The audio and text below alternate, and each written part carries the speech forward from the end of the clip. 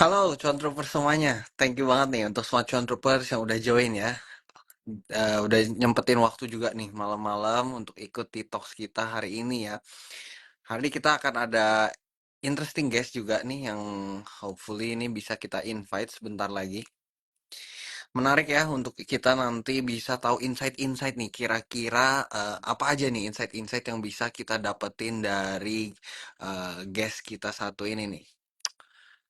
Oke, mungkin juga saya akan sambil menunggu ya.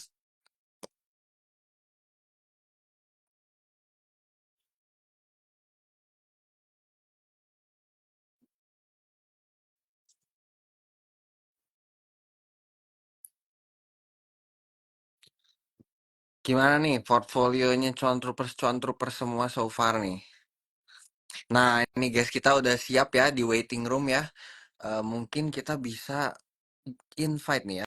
Kita bisa add ke room nih guys kita malam ini.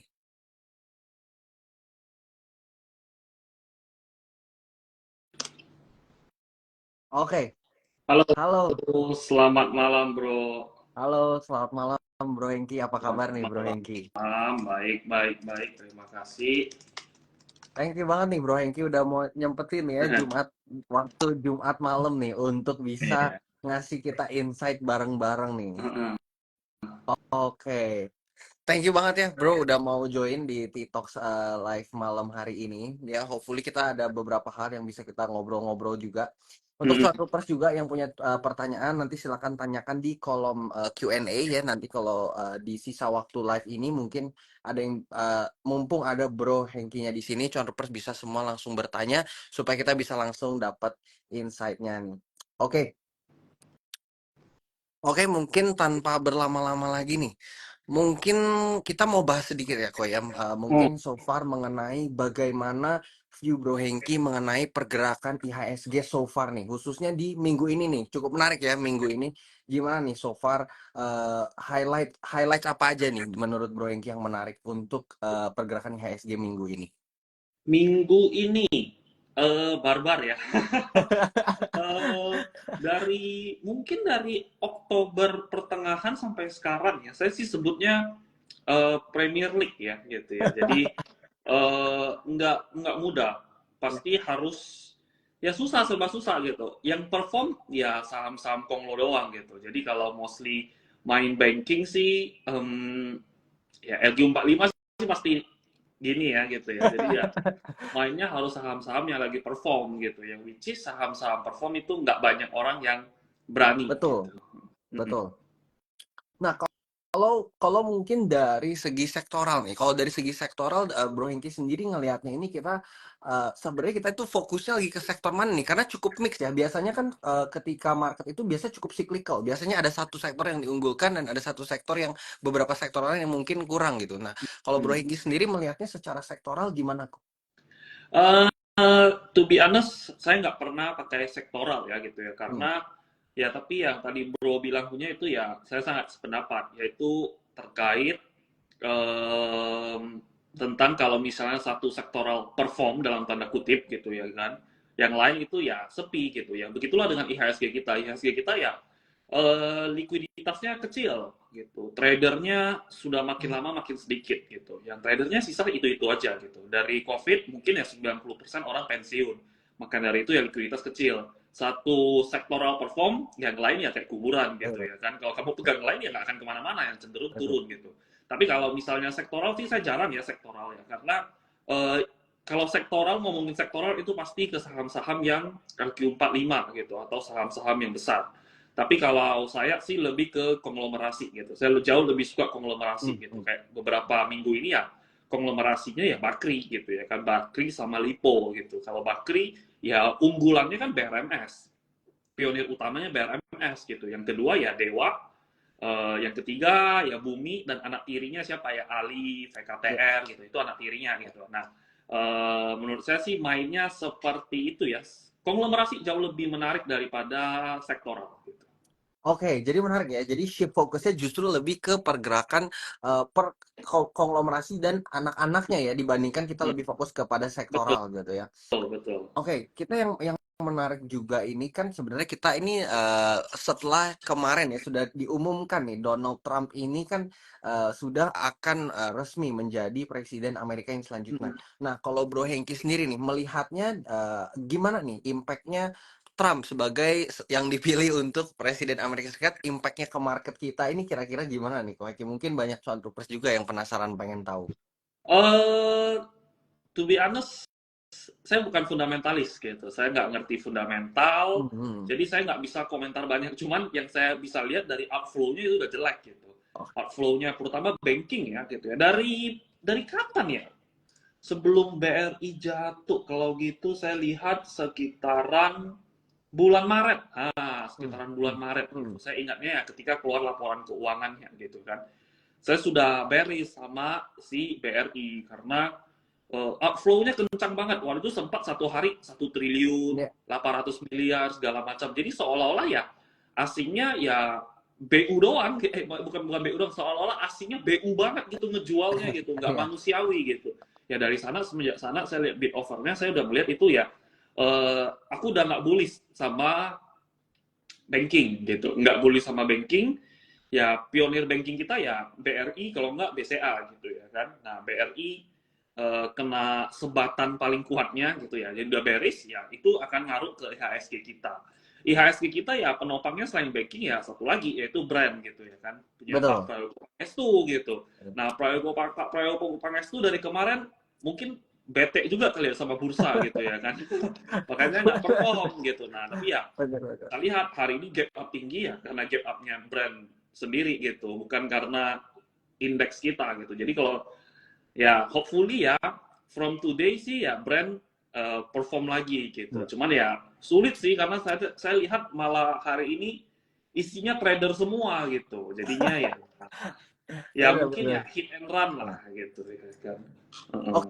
oke, mungkin kan kita menarik nih. Tadi Bro sempat nyebutin soal Prajogo Pangestu nih. Nah, kita lihat nih saham PP ini rally hari ini lumayan kenceng semua nih. Nah, Bro sendiri ada nggak spesifik satu yang dipantau? Karena kan sebenarnya kalau kita lihat secara teknikal ya, brand BRPT itu sudah udah disupport semua ya. Udah pada disupport. Kemarin dia udah sempat bikin high terus dia turun, dia koreksi sebenarnya ke area level di mana dia breakout gitu. Nah, untuk Bro sendiri apakah Bro ada spesifik insight gitu mengenai saham-sahamnya Pak PP hari ini nih? Eh, Mungkin ya ada sedikit insight lah ya gitu. Kalau untuk Pak PP, saya penggemar sahamnya yang itu brand sama sekarang PTRO. Kalau BRPT saya to be honest kurang suka karena ya satu lagging, downtrend Ya, gitu ya kan. Sama kalau saya sebutnya musuhnya banyak gitu. Musuhnya banyak dalam artian apa? Artian banyak yang nyangkut gitu untuk BRPT. Jadi saya ya. malas lawan musuh gitu. Mending saya lawan yang tinggi gitu. Yang tinggi apa? Yaitu PTRO. Tapi kalau untuk PTRO sama brand lebih favorit mana? Saya lebih favorit PTRO. Jauh lebih favorit PTRO. Karena kalau Hmm. brand sendiri menurut saya nggak cocok untuk nge-hold sekarang. Hmm. Kecuali kamu Hmm. emang nggak bisa trading, kamu mau buy aja terus-terusan, ya kamu brand jawabannya gitu. Ya. Tapi ya brand saya ada. Senin saya udah jual gitu. Senin saya akan jual gitu.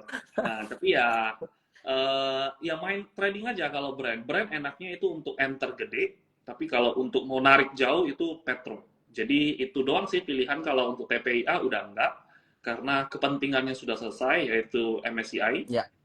Terus untuk cuan juga saya enggak tertarik lagi ya.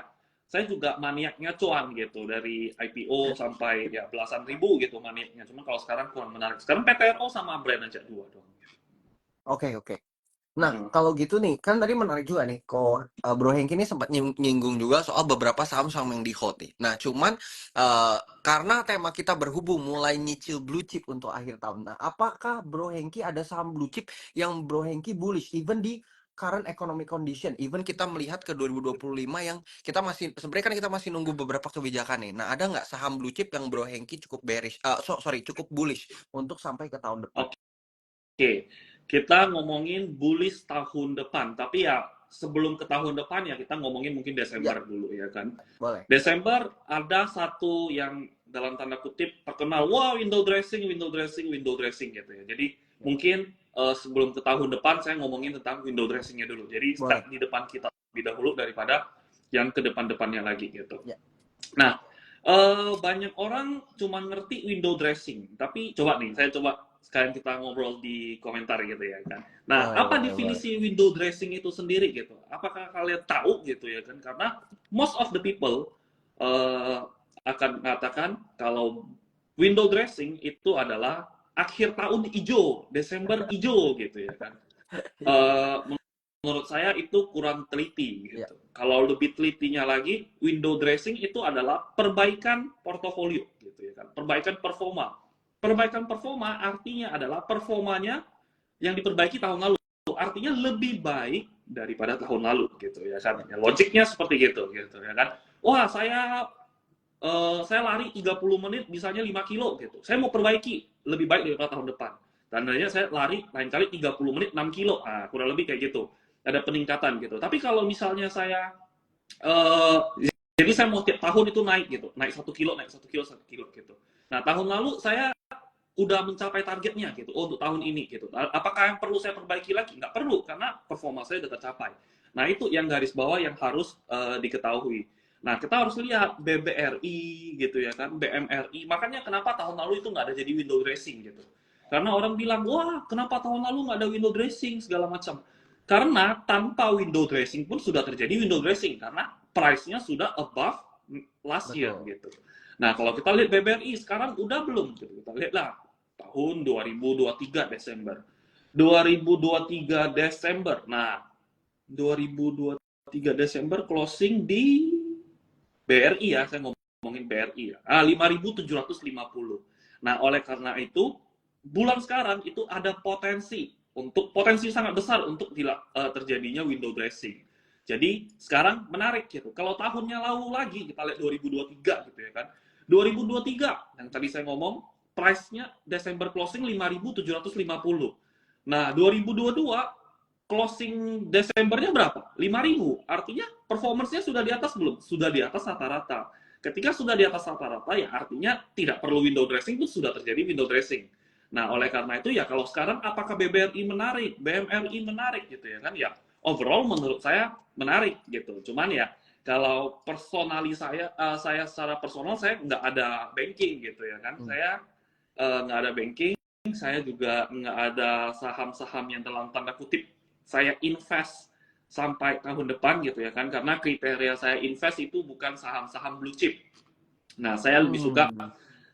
saham-saham yang kecil lah gitu ya kan, yang menjadi siap besar.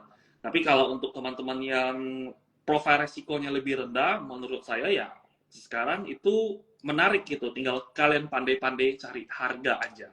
Tapi ya so far ya mereka BMRI especially gitu ya, hari ini break downtrend gitu ya kan, bukan break downtrend, hari ini downtrend, volume sangat besar, BBRI juga, jadi menurut saya belum dulu kali ya, mungkin BBRI di sekitaran 4.300, 4.200 itu baru menarik gitu.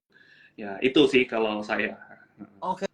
Menarik banget ya. Berarti ngelihat, berarti kalau saya lihat koko, Bro ini sebenarnya lebih nyari saham-saham yang secara value dia masih rendah dan berpotensi besar ya. Mungkin salah satunya mirip-mirip semacam kayak Pani, saham-saham yang memiliki potential upside yang besar gitu ya.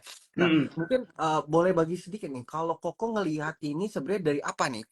Kalau kita mau mencari saham yang sekarang masih undervalued, kan kita agak mungkin orang agak susah dipercaya ngomong Pani waktu 2000 sekarang akan jadi 17.000, orang agak susah percaya nih.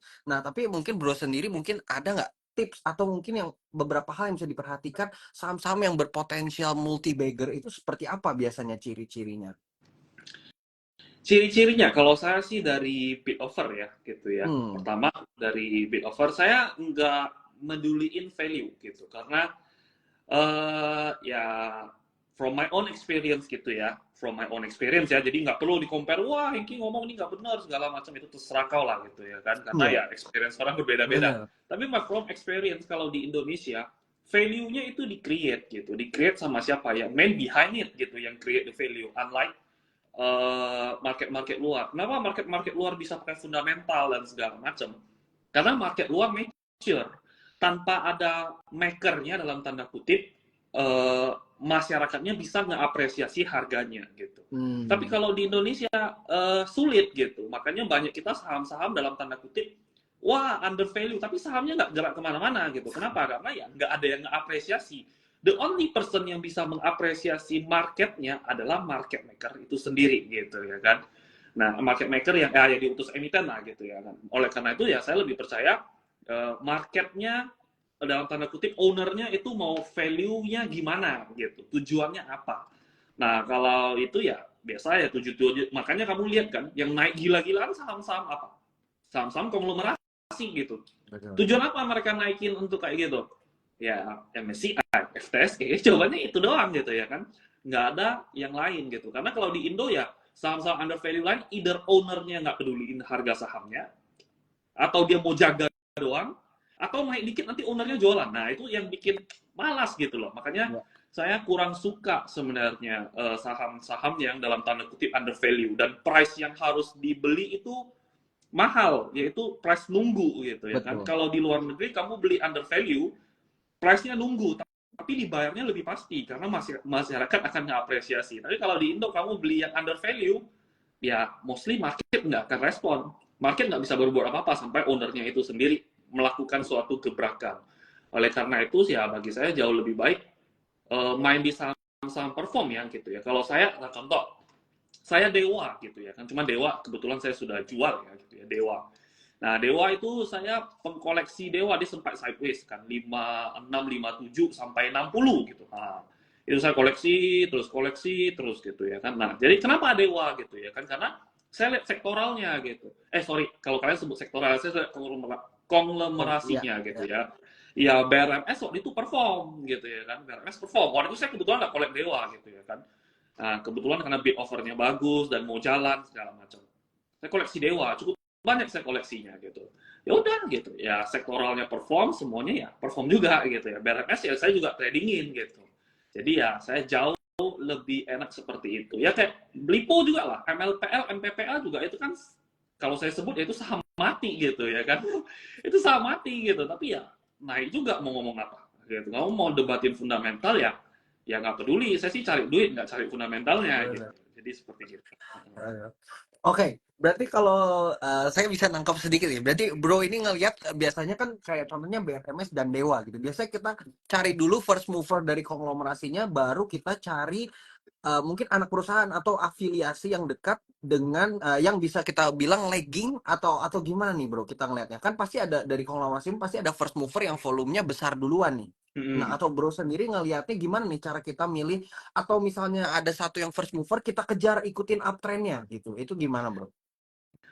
Profil resiko beda-beda, tapi kalau saya kejar gitu. Hmm, Kenapa? Karena saya nggak suka anak tiri gitu. Saya kalau mau suka itu ya anak pertama gitu ya. ya kan gitu. Anak pertama yang dapat warisan mana nih paling gede nih. Nah, kita itu aja gitu. Jangan anak tirinya. Kenapa? Karena kalau kalau kalian perhatikan, kalian main anak tiri itu mostly adalah karena marketnya gitu. Dalam tanda kutip contoh ya, contoh ini hanya contoh. Misal BRMS narik kencang gitu kan, gitu. Nah, orang akan takut gitu. Orang akan takut untuk ngejar. Mereka akan cari saham-saham yang kurang lebih dalam tanda kutip, oh bakri juga tapi nggak jalan nih. Nah, orang akan coba-coba beli gitu. Jadi itu gebuk-gebukan gitu kalau saya sebutnya. Gebuk-gebukan between the market. Nggak ada market makernya. Nah, jadi ya sahamnya naik nggak ada isi. Karena isinya trader semua. Naik dikit jual, naik dikit jual, naik dikit jual. Ya nggak ada isinya gitu. Buat apa? Trading bikin capek. Jadi ya kalau mau main, main induk gitu. Kalau kayak ibaratnya ya, kalau saya sebut ya, kalau mau lagi cheating day gitu ya kan, ya udah makannya ya hajar aja gitu, ngapain tengah-tengah kalau udah cheating enggak gitu. Jadi kalau saya sih saya berani ngejar gitu ya, tentu ngejar volatilitasnya tinggi tapi ya rewardnya juga tinggi, makanya dari itu ya harus bisa main gitu.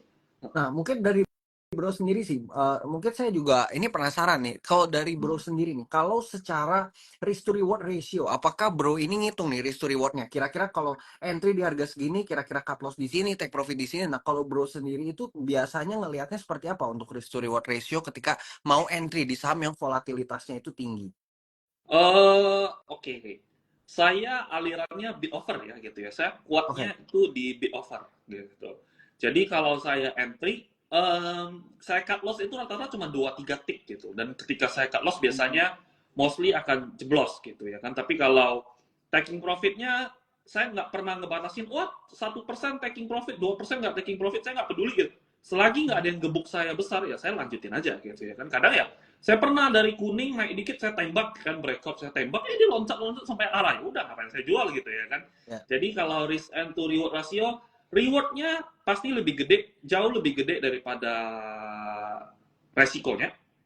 Rewardnya saya longgarin biasanya gitu. Tapi kalau resikonya saya selalu disiplin gitu. Karena kita main high volatility, saya nggak mau apa yang saya kerjakan, saya kerja keras gitu ya kan, wah gitu main hancur dalam satu kali trading doang gitu. Karena kan ada kan yang naik kenceng, tidur dibanting keluar gitu ya kan. Nah, saya nggak mau kena kayak gitu. Jadi saya selalu disiplin gitu.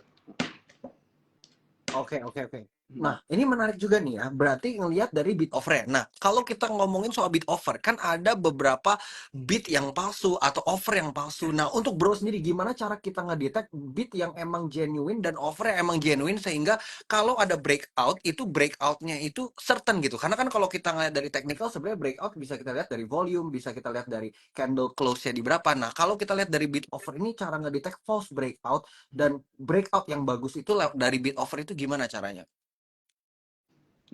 Saya nggak akan jelasin detail ya di sini ya. Cuman Hmm. kalau singkatnya itu, kalau kamu ngomongin tentang fake bid, fake offer, makanya harus ketahui sahamnya ada isi atau enggak. Kalau sahamnya Hmm.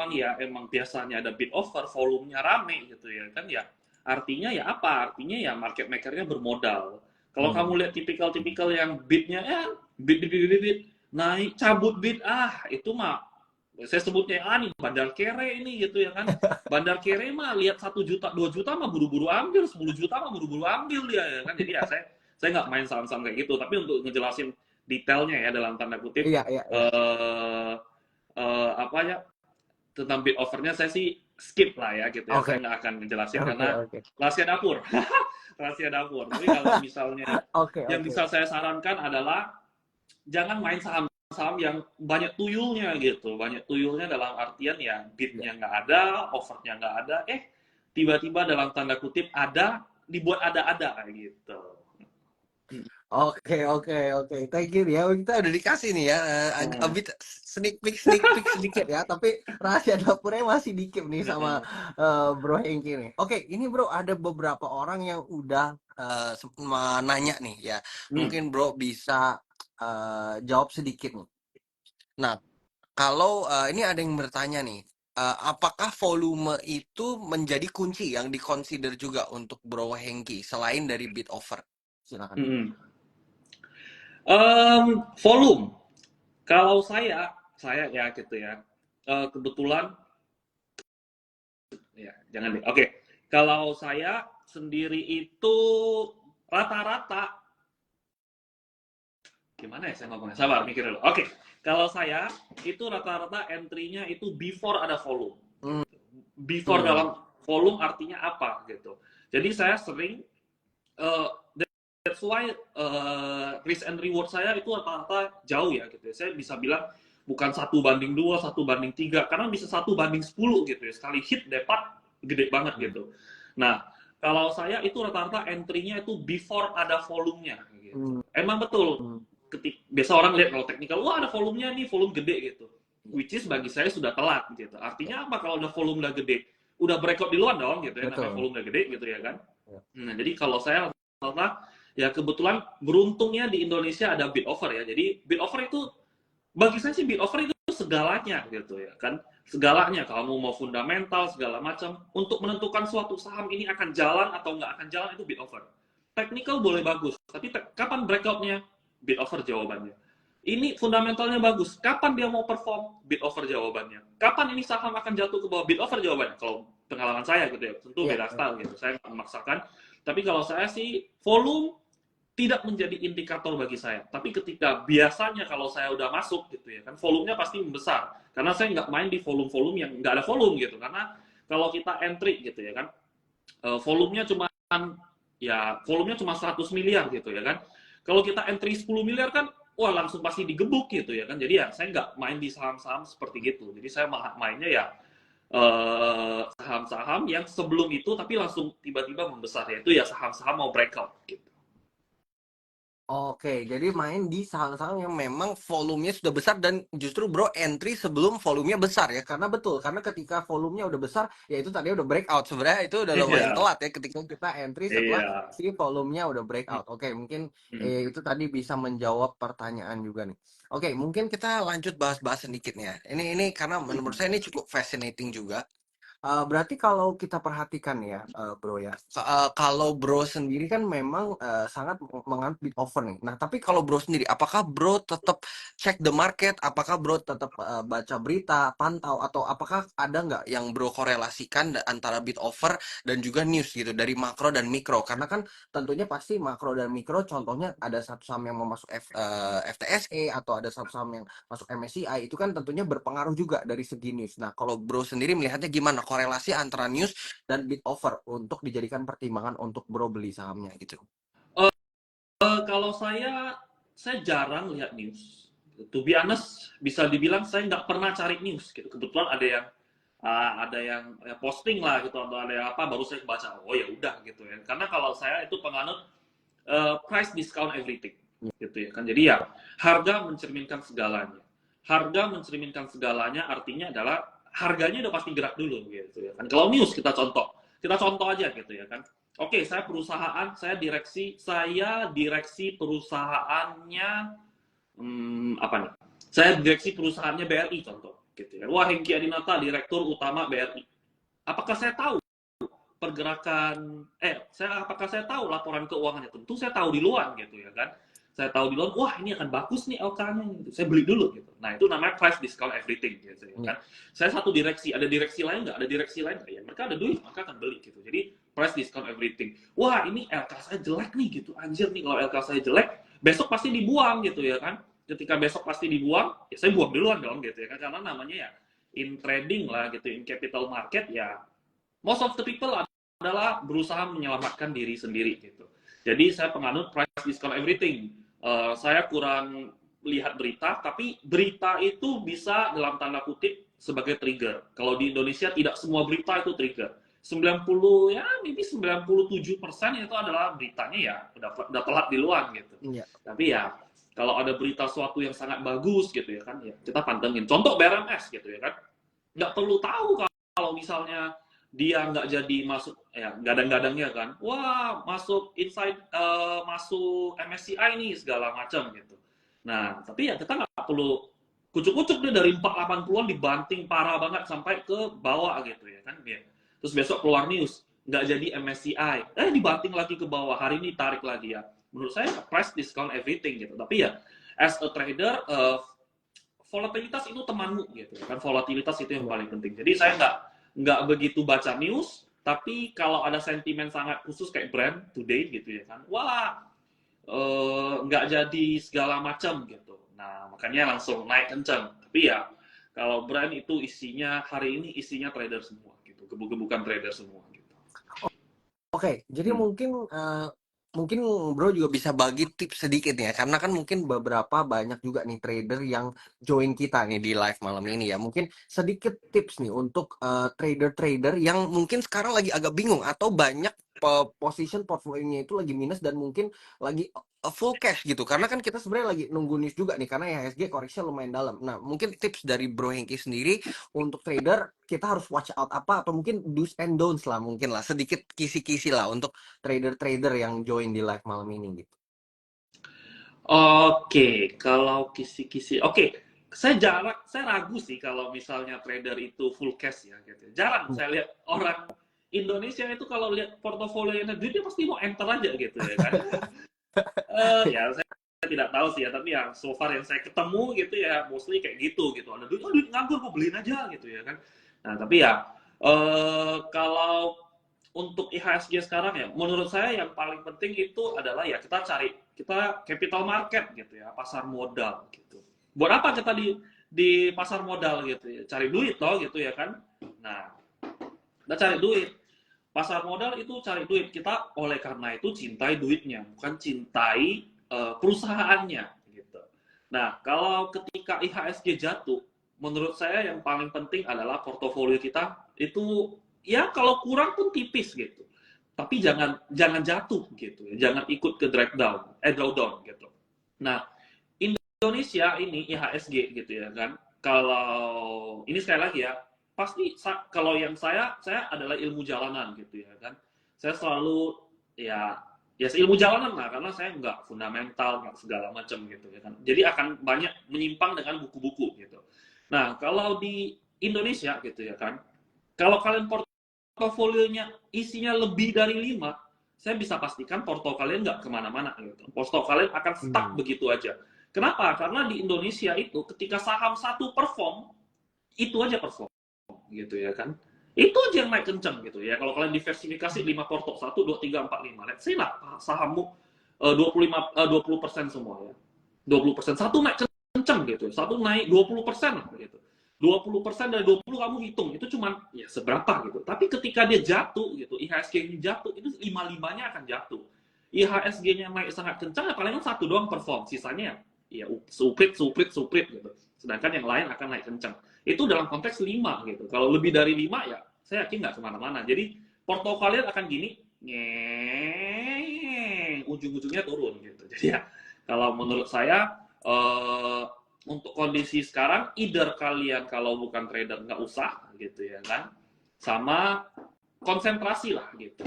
Konsentrasi itu jauh lebih baik karena kalau kalian nggak konsentrasi itu akan ujung-ujungnya turun. Nah oleh karena itu ya mending bet aja sekaligus gitu.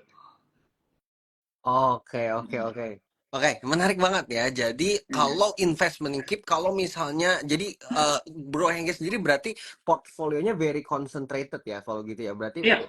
not a lot of diversifikasi ya kalau gitu ya.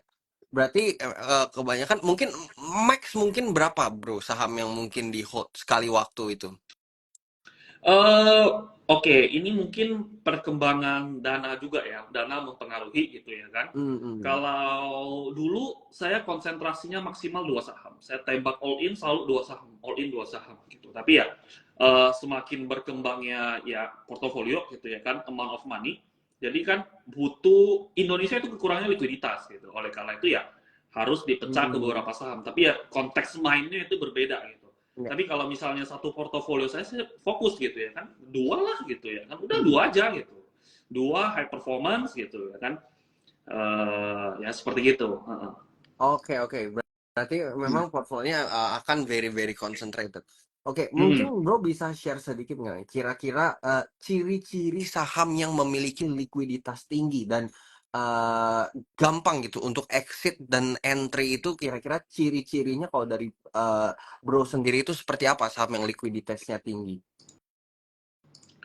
Likuiditasnya tinggi ya.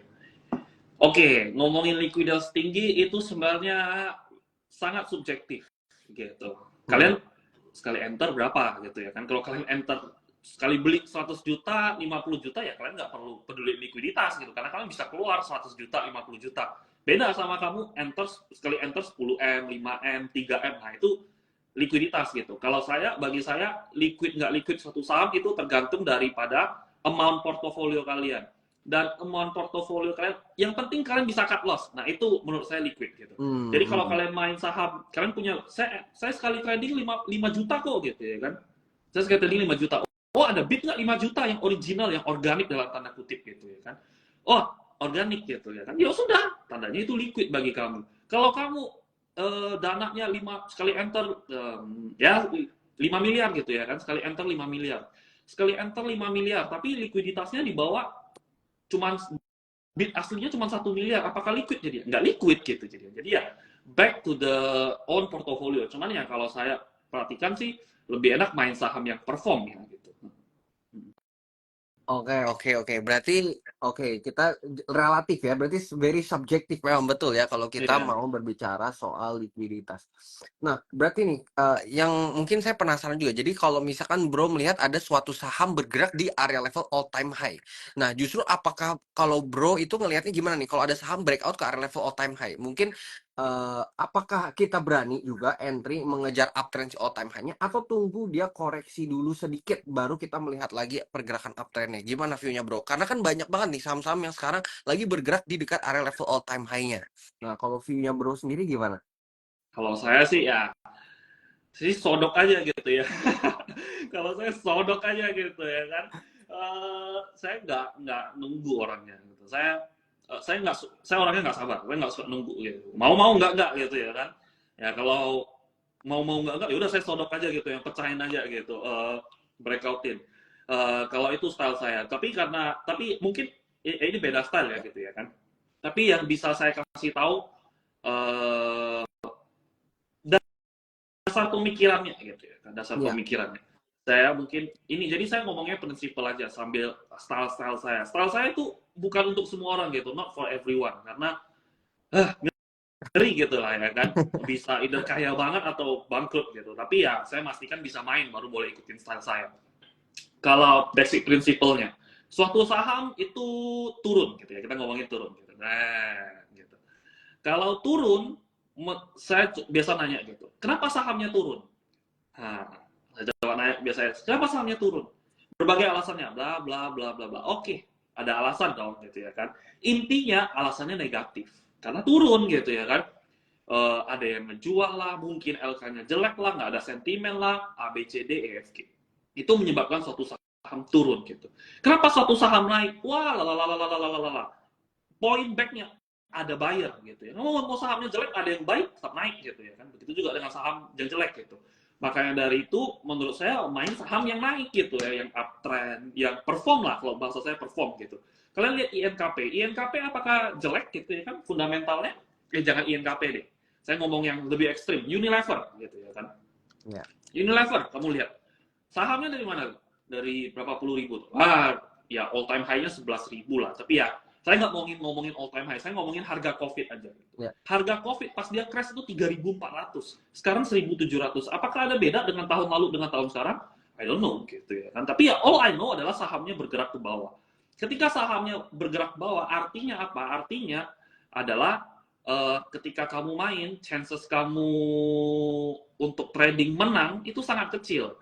Kita mau tujuan kita ke utara gitu ya kan, tujuan kita ke utara gitu ya kan. Wah, ada apa itu namanya, ada harta karun lah di utara gitu ya kan. Tapi kalau kita berenang ketika arusnya hadap ke selatan, mati kita gitu, kelelep gitu kan. Gini lagi berenang airnya blas, gitu kan, mundur. Udah capek, kelelep, ya resiko matinya tinggi. Itulah main saham downtrend. Tapi kalau kamu main saham uptrend yang lagi perform, lagi ada news, kamu berenang gitu, lagi berenang, ya didorong air dari belakang. Wih, enak nih bro, gitu. Enak. Jadi chances kamu untuk sampainya itu jauh lebih gede. Jadi kalau saya sih main saham uptrend, all time high, saya jauh lebih suka gitu ya kan. Saya jauh lebih suka gitu ya kan, karena ya kalau all time high ya sky is the limit gitu. Maka dari itu, ya lah lihatlah Petro gitu ya kan. Petro, kita ngomongin Petro ya, saya penggemar Petro juga gitu ya kan. Saya penggemar Petro juga gitu. Petro, Pak Loking Hong jual di harga berapa? 2.000-an. Dia fundamentalis? Iya fundamentalis. Apakah dia jual artinya udah selesai gitu? Kiamat end of the year gitu. Karena yang kita tahu adalah yang terbaik fundamental adalah ya yang di Indonesia ya beliau gitu ya kan.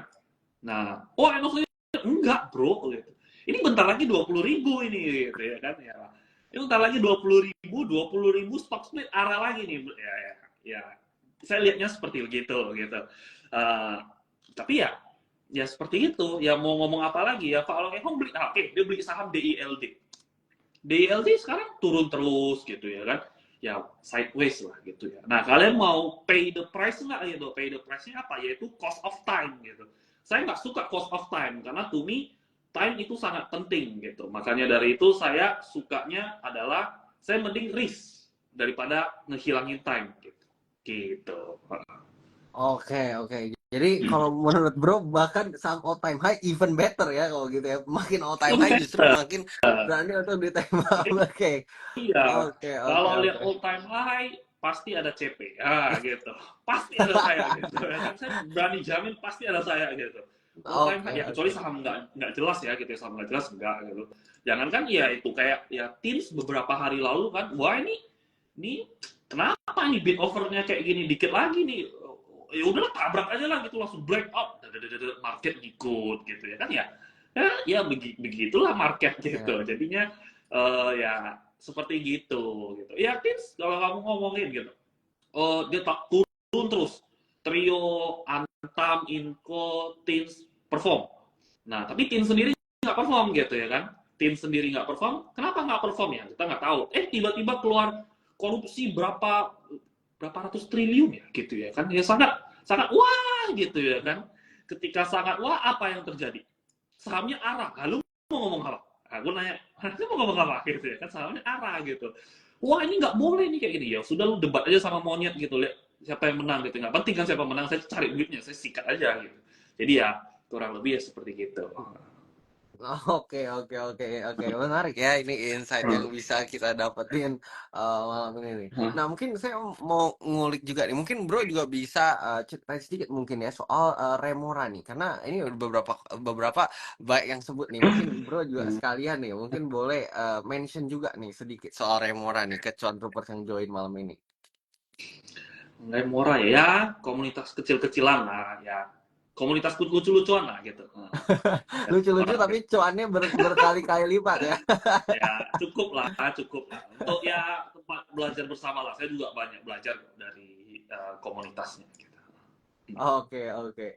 Oke, mungkin kita udah menarik banget ya karena kita udah belajar banyak sekali khususnya dari gaya trading style Bro Hengki sendiri nih ya karena kan memang Hmm. trading style orang itu beda-beda ya tergantung gimana orang cocok-cocokan aja karena bisa ada orang yang menganut ini berhasil karena mungkin Bro juga bisa Betul, setuju ya belum tentu semua orang yang baca bid offer pun akan sesukses yang baca bid betul. offer karena kan bisa jadi market datanya sama tapi point of view dan perspektifnya berbeda kan kita nggak pernah tahu ya karena market itu very very subjektif juga. Oke, mungkin sebelum kita tutup nih live hari ini nih, mungkin Bro ada satu dua patah kata lagi nih, mungkin untuk overview sedikit lah mengenai IHSG atau mungkin boleh juga nih mengenai IHSG atau mungkin beberapa stocks juga boleh kalau misalkan Bro mau sebut untuk sampai ke akhir tahun nih, karena kan tadi Bro tadi udah sebut kalau untuk blue chip sendiri Bro nggak gitu main ini blue chip. Nah, Hmm. kalau misalkan untuk akhir tahun nih prospeknya untuk IHSG dan kira-kira saham-saham yang mungkin Bro bisa lirik nih boleh mungkin sedikit di spill ke cuan troopers yang join malam ini. Oke, kalau sepatah dua patahnya adalah menurut saya kenali diri kalian sendiri, kenali diri masing-masing sendiri gitu. Um, saya dulu gitu ya kan, saya cerita sebagai awal mula trader, bukan sebagai awal mula orang yang masuk ke dalam stock market gitu. Tentu belajarnya adalah fundamental gitu ya kan. Saya masih ada, ini hostnya hilang. Oke, saya masih ada apa tuh namanya, TC-nya gitu ya kan, trade confirmation-nya. Saham yang pertama kali saya invest gitu ya kan, saham film. Gitu. Film waktu itu saya invest di harga kurang lebih 300-an. 300-an ya, nggak liquid sama sekali. Saya invest di film. Kenapa saya invest di film? Karena itu saham yang nggak ada utang gitu. Utangnya cuma kurang lebih, contoh utangnya 1 miliar, tapi asetnya itu ada 1 triliun gitu. Artinya ya dia saham nggak akan bangkrut gitu. Tapi saya tahu kalau misalnya saya beli, saya diamin gitu ya kan. Nah, lama-lama nggak kebiasa. Kenapa nggak kebiasa? Karena beda karakteristik gitu. Saya tahu fundamentalnya bagus segala macam, tapi sahamnya nggak gerak, saya jual gitu ya kan. Nah, saya jual. Walaupun sekarang harganya berapa?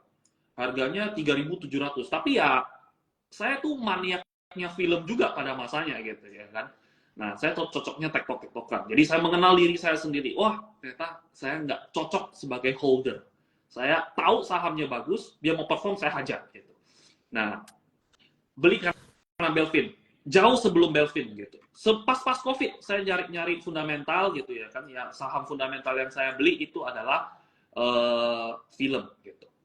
Jauh-jauh sebelum itu nggak liquid sama sekali gitu. Nah, jadi kalian harus kenalin karakter kalian gitu dan tidak usah dipaksakan gitu ya. Dan ternyata setelah saya ketemuin, wah saya orangnya pecinta adrenalin gitu. Saya pecinta adrenalin. Jadi kalau orang menantang saya makin jauh lebih suka gitu. Oh, coba lu gitu, oh, ayo gitu, walaupun nggak bisa gitu kan. Ayo gitu ya kan, saya ya penting ya hajar dulu gitu. Jadi kita mengerti karakter gitu. Jadi ya nggak perlu dipaksakan, wah ada yang lebih cuan, ada yang segala macam. Ya kalau kamu belajar ya silakan, tapi ya jangan dipaksa. Jadi ya karakter. Sepatah dua kataku adalah trading adalah harus mengenal diri sendiri gitu. Karena kalau tidak dengan mengenal diri sendiri, kalian akan mengetahui style paling cocok buat kalian. Apakah kalian invest, apakah kalian trading, dan kalau kalian trading, style kalian apa, buy on weakness, buy on breakout. Jadi ya, di bursa kita nggak ada yang paling benar. Yang salah bisa cuan, yang benar bisa Betul, rugi gitu. betul. Nah, jadi itu sepatah dua patahku. Kalau saham ya, saham hmm, punya saya lagi hijau semua gitu. Jadi kalau saya sebut nanti saya dibilang pom-pom. Tapi ya saya nggak mau sebut sahamnya ya gitu ya. Eh, yang bisa diperhatikan mungkin ya yang listing-listing ini lah gitu ya. Kan menurut saya momentumnya akan jauh lebih sana. Listing saya mungkin akan sebut beberapa saham yang ya masih jauh ya gitu ya. Yang dari tadi saya sebut Petro gitu ya kan. Eh, Petro, terus yang baru IPO khususnya saya sebutnya es krim ya, Häagen-Dazs gitu. Nah, ya, hari Senin ini itu pasti Arab dia gitu ya kan. Nah, terus kemudian PFA gitu, itu saham yang saya suka. Nah, sisanya Pani, oh tadi juga ada banyak yang nanya, Pani, apakah saya boleh switching dari seluruh saham saya ke Pani gitu ya? Saya no comment gitu ya kan, karena ya saya nggak tahu dari mana kamu keluar Pani. Saya sebenarnya tahu kamu dari mana asal usul. Oh Pani, Pani, Pani gitu ya. Cuman ya, ya terserah kamu lah, resiko di kamu. Cuman menurut saya nggak wise kalau kamu mau all in tapi nanya orang lain. Itu sih. Oh, oke, oke. Itu menarik ya. Berarti kalau kok sendiri emang jarang bertanya pendapat orang lain ya. Jadi kan noise ini sebenarnya banyak ya. Kita sebagai trader kan mendengar noise banyak. Berarti Bro Hengki sendiri ini nggak gitu ngedengerin noise ya, Bro ya. Kalau orang lain bilang beli ini bagus nih, ini bagus nih. Tanggapan Bro sendiri kalau ada orang yang wah ini bagus nih, ini bagus nih. Nah, Bro sendiri berarti agak lebih ignore ya, lebih melakukan analisa sendiri gitu ya, Bro ya. Ya jarang sih, saya jarang dengerin orang lain sih. Saya mending kalau saya ya saya mending salah gitu ya kan. Saya mending salah tapi saya belajar daripada Hmm. saya benar tapi saya nggak tahu kenapa benar. Ya saya nggak mau jadi parasit lah. Saya nggak mau jadi bunga raffles yang nempel di di ketek orang gitu ya kan. Saya mau saya mandiri. Saya mau ada akar saya sendiri kuat ya. Kalau mau kalian nempel saya either saya mati sebagai bunga yang mati atau saya berdiri di akar saya sendiri. Saya seperti gitu. Oke, mungkin pertanyaan terakhir juga dari saya nih. Jadi mungkin ini last question juga ya. Jadi mungkin untuk Bro sendiri, apakah ketika Bro entry ini, Bro udah tahu exitnya di mana atau ngelihat progres? Kita lihat nih progresnya sampai kemana. Tahu nih entry di saham ini, lihat progresnya sampai mana atau udah tahu nih exit plan-nya kira-kira di mana? Semua tergantung bid offer. Hmm. Jadi kalau Hmm. saya, oke, PFA ya, kita ngomongin PFA dulu gitu. PFA itu dia dari seratusan sideways, saya itu nggak main. Tapi ketika dia breakout di atas kurang lebih 130-an, itu saya hajar terus-terusan PFA. Saya tektokin. Bahkan ya kalau teman-teman sempat ingat ya, dia dari lumayan tinggi dibanting sampai ARB. Nah, itu ya kan. Nah ya, saya jual juga gitu ya, saya ngebanting juga gitu. Tapi intinya saya tuh always follow the market gitu. Saya nggak akan banting duluan kalau nggak ada yang banting saya. Begitu juga di yang tadi ditanyain gitu. Apakah ada taking profitnya di berapa? Cut loss, taking profitnya saya nggak tahu di berapa gitu. Saya sampai market ada yang ngegebuk saya ngebuang gitu. Tapi kalau cut loss saya udah pasti, ya saya ngomongnya sih 3 tick gitu ya kan. 3 tick itu sebenarnya untuk pemula gitu. Pemula dalam artian adalah kamu ngebiasain, oh ngerelain cut loss segala macam. Tapi kalau kamu sudah beriring berjalannya waktu, kamu akan tahu, wah ini udah nggak benar. Gitu. Ini udah nggak benar, kamu akan langsung buang gitu. Jadi ya jarang, saya kalau cut loss itu udah jarang ya 3 tick ya. Biasanya kalau nggak benar ya saya langsung 1 tick, saya langsung hajar semua ke semua bitnya gitu. Ada berapa bitnya, 1828 nggak bodo amat, saya siram aja gitu. Jadi kalau saya sih seperti itu. Taking profitnya di berapa? Nggak ada. Selagi dia kuat, saya hold. Selagi dia nggak kuat, saya ya sudahlah gitu ya, gue mandiin aja. Gitu. Jadi kalau prinsip saya sih kalau misalnya ada yang gebuk saya, saya hancurin sekaligus gitu. Ada yang ngeguyur saya gitu ya kan. Saya bodoh amat, langsung candlenya jelek sekaligus, saya ngehaki semuanya. Jadi ya If I die, you die. Nah, kurang lebih seperti itu. Oke, thank you banget nih ya Bro Hengki udah nyempetin ya Jumat malam loh Bro Hengki ini udah nyempetin untuk ngobrol-ngobrol sedikit sama kita, asik banget ya obrolan kita malam ini. Thank you banget untuk mungkin untuk teman-teman yang mau kepoin Bro Hengki atau mau ikut komunitasnya mungkin bisa di mana Bro kalau mau ikutan? Kapan-kapan sih ya, saya kapan-kapan lah baru buka komunitasnya. Gitu. Oke. Oke, thank you banget bro ya udah spend time sama kita semua untuk ngobrol di Hmm. TikToks kita malam ini ya. Hopefully Cuan Troopers yang udah join juga bisa mendapatkan insight-insight yang menarik nih ya. Karena memang again saya recap sedikit. Trading style itu beda-beda untuk semua orang. Profil resiko itu beda-beda untuk semua orang. Nggak bisa kita maksain satu trading style untuk semua orang. Oke, thank you banget Bro Hengki. Have a nice weekend. Thank you semuanya. Saya Philip Jeremy pamit undur diri. Thank you semuanya. Sekor Sekretariat Stronger Together. Bye bye. Thank Thank you you. semua. Selamat Thank you. malam Thank you. weekend semuanya. Bye bye.